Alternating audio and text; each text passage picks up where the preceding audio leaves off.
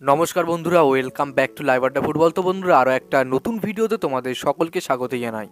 বন্ধুরা, ভিডিওটা শুরু করার আগে তোমাদের কাছে একটাই অনুরোধ, সেটা হচ্ছে যে আমাদের এই চ্যানেলে যারা প্রথমবার তারা কিন্তু অবশ্যই আমাদের এই চ্যানেলটাকে সাবস্ক্রাইব করে পাশে থাকা বেল আইকনটি অল করে রাখবে, যাতে সবার প্রথমেই এরকম খেলার আপডেট তোমাদের কাছে পৌঁছে যায়।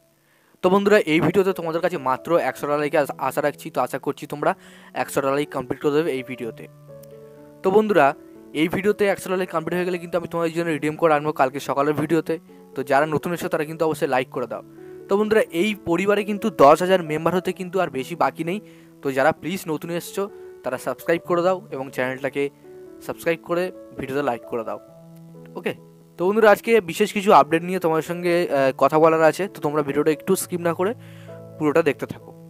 তো বন্ধুরা, সবার প্রথমে যে আপডেটটা নিয়ে কথা বলি, একটাই আপডেট আছে, রিউমার বেরিয়ে আসছে যেহেতু, তো সেই রিউমারটা আজকে তোমার সঙ্গে শেয়ার করব।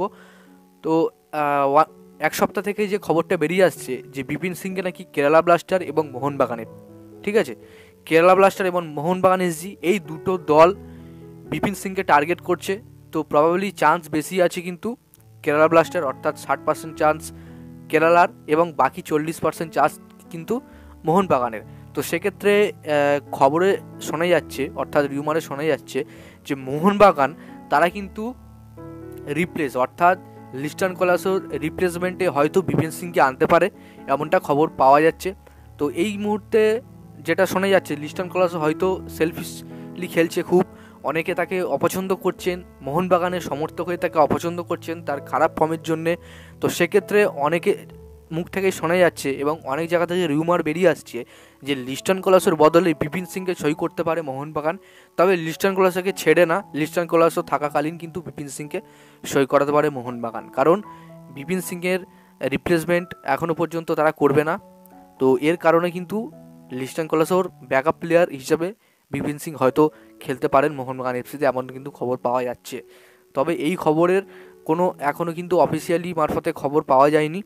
তো অফিসিয়াল থেকে কোনো খবর এলে তাহলে কিন্তু আমি তোমার সঙ্গে শেয়ার করব।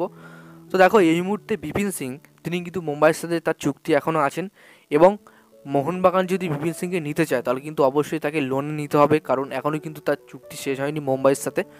তো তোমাদের কি মনে হয়, মোহনবাগান কি এই ডিলটা পুরোপুরি কমপ্লিট করতে পারবে, অর্থাৎ লিস্টন কোলাসের বদলে বিপিন সিংকে কি তারা দলে নিতে পারবে? তোমাদের কি মনে হয়? তো অবশ্যই লিস্টন কোলাসকে তারা ছাড়বে না, লিস্টন কোলাসের ব্যাকআপ হিসাবে তাকে রাখবেই বিপিন সিংকে। এবং বিপিন সিং তিনি কিন্তু ফার্স্ট হাফ থেকে খেলাতে খুব ভালোবাসে, অর্থাৎ ফার্স্ট হাফ থেকে খেলতে কিন্তু খুব ভালোবাসে। তিনি কিন্তু ব্যাকআপ প্লেয়ার হিসেবে খুব একটা নামেন না মুম্বাইয়ের হয়ে, আমরা সবাই দেখেছি। তো সেক্ষেত্রে একটা রাজি অরাজির ব্যাপার থাকে বিপিনের। তো দেখা যাক ম্যানেজমেন্ট তারা কতদূর কি এগোয়, এটা এখন দেখার। জাস্ট রিউমারটা তোমার সঙ্গে আজকে শেয়ার করলাম। তো বন্ধুরা, ভিডিওটা ভালো লাগলে অবশ্যই লাইক করে দিও, আর আমাদের এই চ্যানেলে যদি প্রথমবার হয়ে থাকো তাহলে কিন্তু অবশ্যই আমাদের চ্যানেলটাকে সাবস্ক্রাইব করে পাশে থাকা বেল আইকনটি অল করে রেখো। ধন্যবাদ।